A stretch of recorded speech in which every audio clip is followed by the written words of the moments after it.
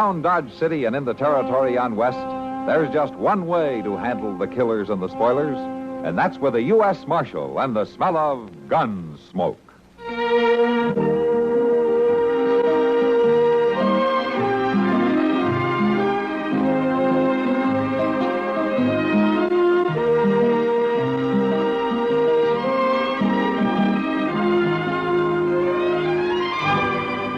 Gunsmoke, starring William Conrad, the story of the violence that moved west with young America, and the story of a man who moved with it.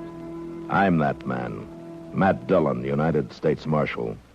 The first man they look for and the last they want to meet. It's a chancy job, and it makes a man watchful and a little lonely.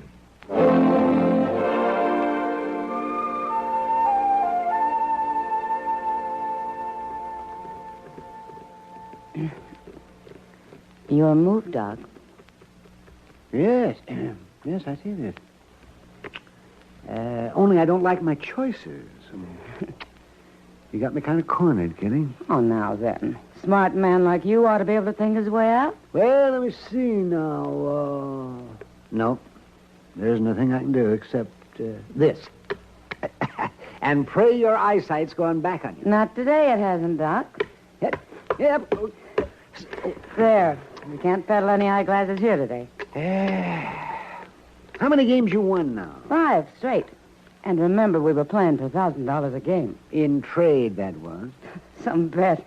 I'd have to die to collect it. And the same thing if I'd have won, Kitty. $5,000 worth of your whiskey'd wipe out every doctor in the West.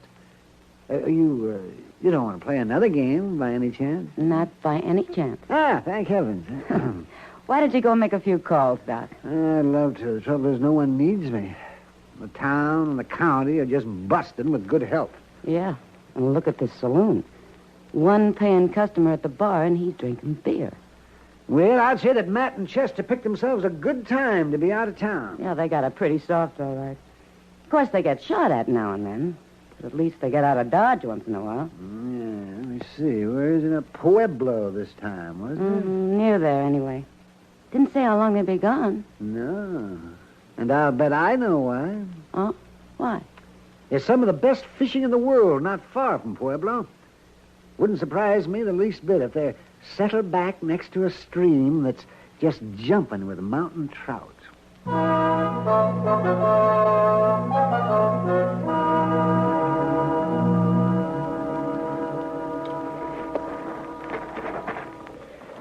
How's your leg feel? Was you hit bad, Mr. Dillon? Yeah, I never heard of being hit good, Chester. Your pant leg's bloody and some. Yeah, I know. What got into them Indians anyway? We was just riding through. Well, if it hadn't been us, they'd have gone after a rabbit or a coyote. Maybe these rocks. They were shooting for the noise of it, I guess. They had to be Utes, didn't they? Renegade Utes, most likely. Well, they got tired of us, or they think they killed us, one or the other. Can you bear weight on that leg? I don't know. Well, let's try. Just let me slip my arm behind you here. Yeah. You pull yourself up. All right. Hold on to me, Mr. Dillon. Can you make it? Yeah, I can make it to my horse, I think. There we go. Easy.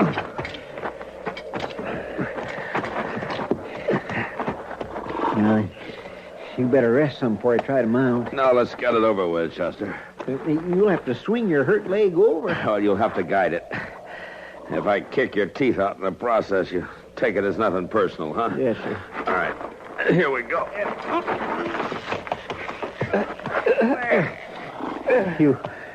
You all right, Mr. Dillon? Yeah.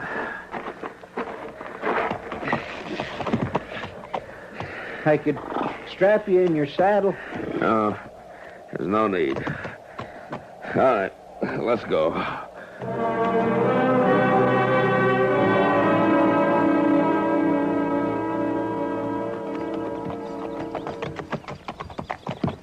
You're awful peaked looking, Mr. Dillon. About played out, ain't you? There's water ahead to the left in those trees there. Well, you can't go on just water. Oh, that'll help. Water the horses, too. Ain't much daylight left. I'd Nettie we'd find a settler and get you bedded down for the night. It's Ute country, Chester. They've rotted out most of the settlers. In through those trees now. Yeah, there's good grass by the stream.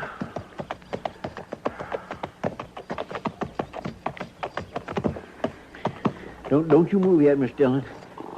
I'll help you. All right. Now, you stand to steady me. My leg won't bear any weight. Yes, sir. Come on. There you go. Now just fall free again. All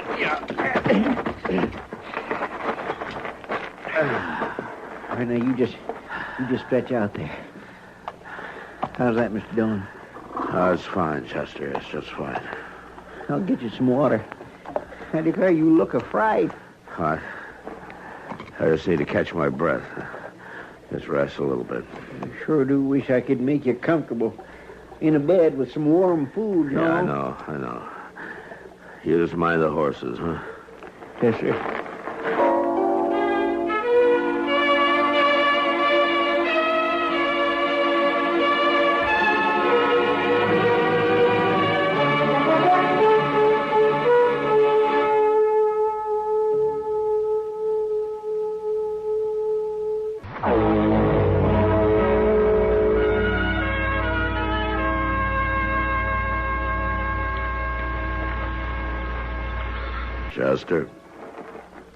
Chester?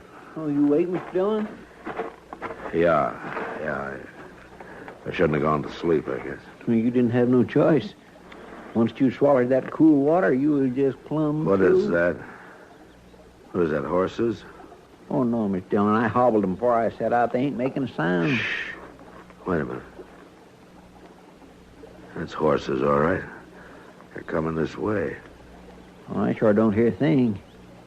You're afire with fever, Mr. Dillon. You just might be imagining. No, you keep listening. You'll hear them. Yes, sir. What I was going to say was, while you was resting, I set out and took a look around. There's a cabin not more than a couple 100 yards away. They're coming from the north. Say, by jing, I think you're right, Mr. Dillon. Look through the trees there. Indians. Could be them same renegades. Yeah, maybe. We sure better make for that cabin. No, we're better off here. Trees will hide us. Unless they already know we're here. You just lie flat, Chester. If they start through the trees, fire. You able to handle a gun? I'm ready for them. They're making right for us, sure as sin. Yeah. They're right at the trees. Take it easy. I sure ain't keen on them seeing us first. They're riding right along the tree line, going on south. I can't make them out anymore. You see them? They're on past the thicket, but I can't see them. I swear that was close. Yeah, it's still close. Sounds like they stopped. I counted 6 of them. Yeah, 6. That cabin, where is it? I'm afraid that's where they are. It's that direction. No more than a couple 100 yards away. Yeah, that's some better. That's a welcome sound for a fact. You're talking about a deserted cabin, Chester? Well, I didn't see no signs of life.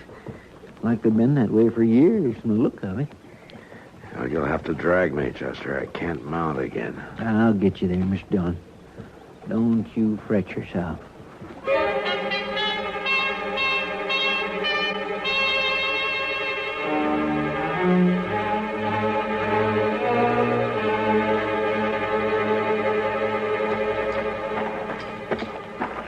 Ain't more than about 10 steps. You can make it, Mr. Dillon.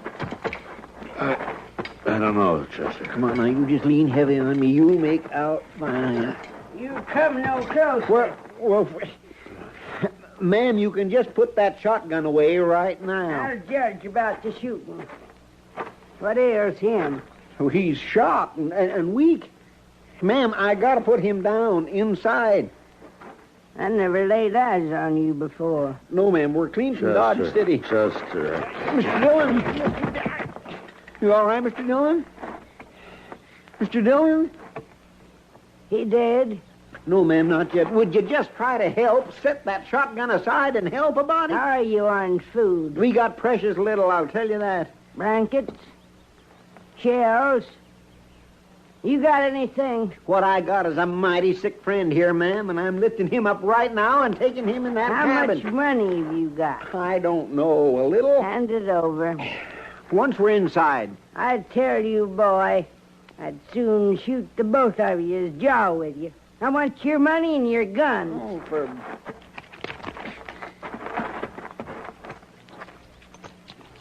There. Now then. His money, too. Oh, my goodness. Here. I'm bringing him inside now. Well, all right.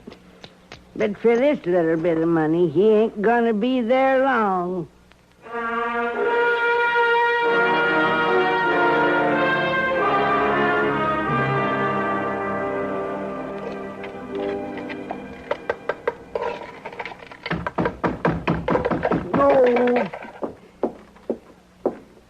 Yeah, you're another weak one, are you? Well, I'm carrying my weight in logs. Put 'em by the stove and quit whimpering. Soft bellies, the lot of you.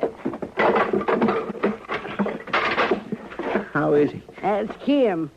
You're only making out he's sleeping. Mr. Dillon? You can't fool her, Chester. Don't try. You sure did give me a fright. I wasn't sure you was going to make it. I'm all right.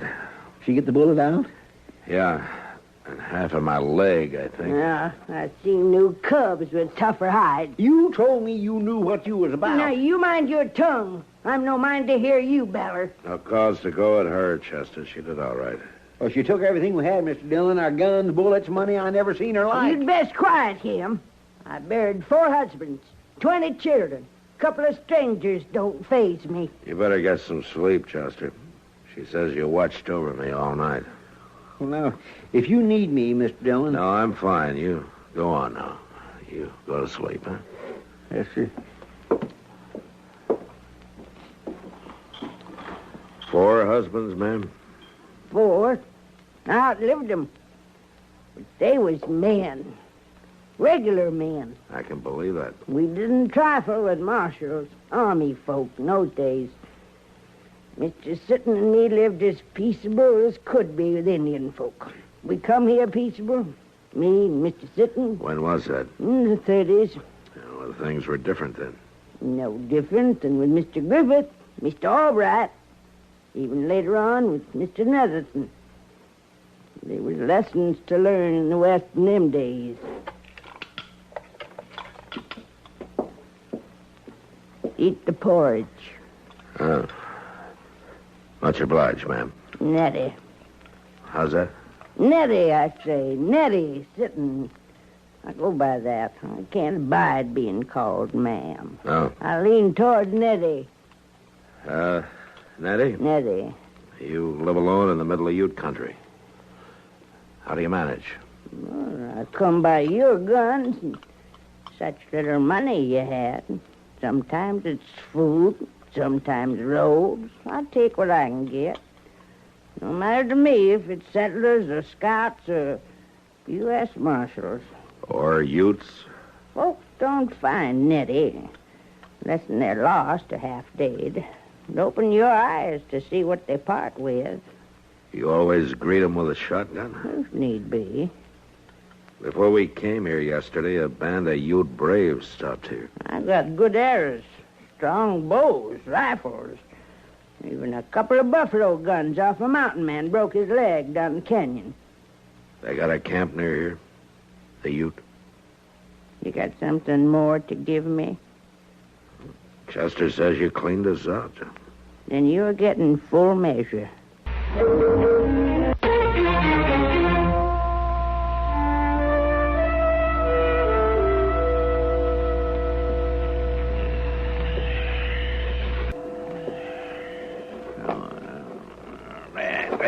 Hey, no, here. What's Here I now. Here now, you can't have my ring. Oh, I ain't had it pretty for a spell. That's a fact. I bought that ring myself in St. Louis. A man's not safe sleeping here. It'll fit just fine once I wrap some twine around it.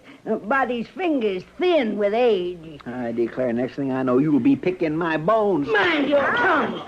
Give him his ring back, Nettie. Oh, not likely, no. Miss Dillon, what says you can't hit an old woman when she's so mean and contrary? For one thing, her shotgun. I'd as soon use it as have a ruckus with you.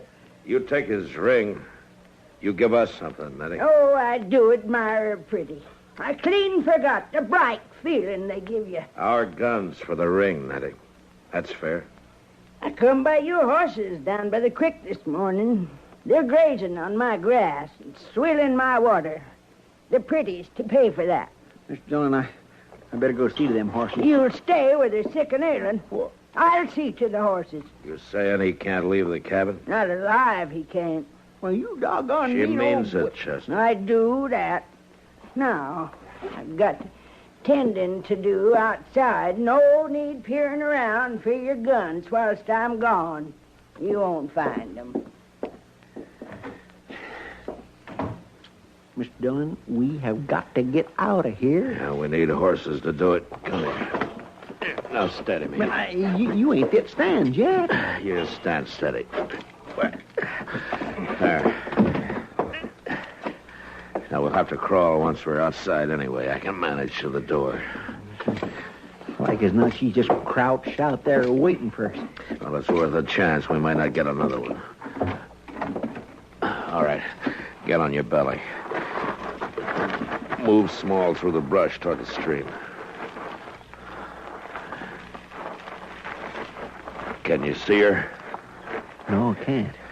The stream. How far is it? A good 100 yards, maybe more. I don't see the horses. I don't either. Oh, flatten, Chester. It's Ute. Well, she's talking to them Indians. We're going to have to go back, Chester. To the cabin? Without guns or horses, we're no good out here. Come on. What do you reckon she's done with our guns, Mr. Dillon? Her? She might have eaten them.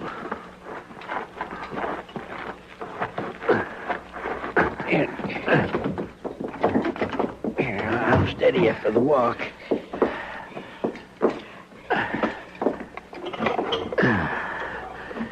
I'd give a lot for some of her strength right now. You reckon I could find them guns alone? Don't you get yourself killed doing it. That's no good, Chester. We're going to have to wait. You're just about as foolish as can be, ain't you? Crawling around in the brush out there. What's I do?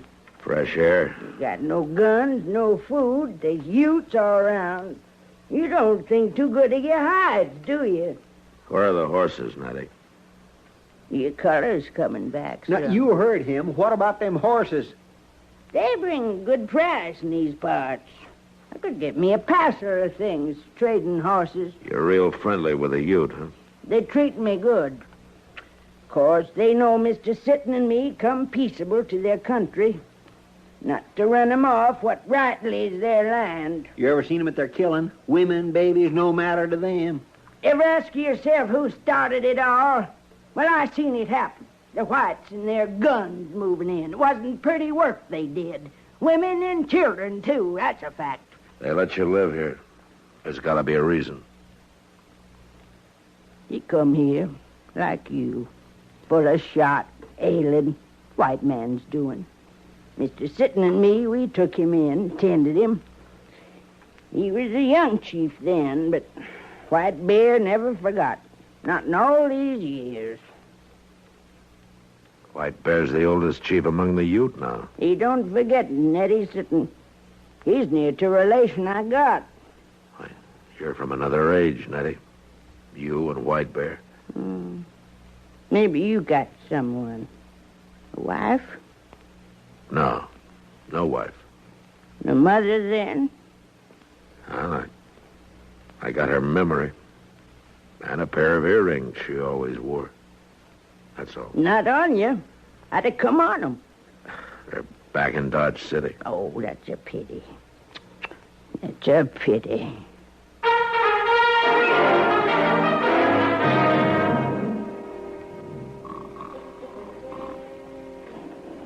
You think you can get the guns without waking her?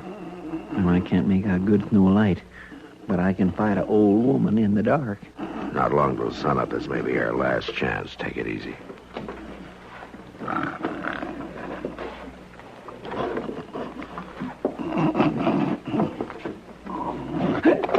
Now, that's just close enough. I don't mind shooting one bit. Stealing up on an old woman. What kind of men are you? You're a doggone witch, that's what you are. Seeing in the dark, hearing, you ain't no kind of woman at all. Maybe not now, boy, but I was once. More woman than you could imagine. All right, shut up, both of you. Somebody's coming. They come earlier than I said. It's them same Indians, Mr. Jones. Yeah. You stand still, a pair of you. Mr. Dillon, I swear I had my rifle. I'd blow us up before I'd let them take us. Maybe I'd help you, Chester. She's out there right now trading for us. You know that. Well, get ready. Somebody's coming. Oh, now, that cut of beef will last me a good long time. It was a gift from my friend, White Bear. For us? Oh, now then. You're worth a sight more than that. Mr. Dillon, they're riding off. Wait. You're sparing us, Nettie. Why? Sparing you? You didn't tell them about us. They didn't ask. How come you're acting human so sudden like after near scaring us to death? I ain't gonna miss this boy. That's the truth of it. He's one bawling big mouth. We'll be glad to get out of your way. And trade for guns, our horses, and a cut of your new beef. I've been thinking about them earbobs. And I've been thinking about our guns. Under my bed. There's 2 horses saddled at the spring. Now, them earbobs... They're in a strong box in Dodge City. You mean to ride back with us? Oh, I wouldn't be seen in daylight with you. Yeah. Well, I might get back this way someday.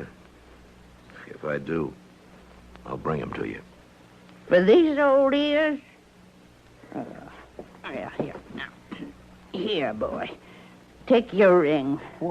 Pretties ain't for me. Not anymore. I'll take it. I declare I don't understand you at all. You just beat the Dutch. That's what you do. If you was regular men, you'd find yourself a woman. Pretties don't belong on a man's hand. There ain't no strong box. Us women folk gives us that bright feeling, having a pretty.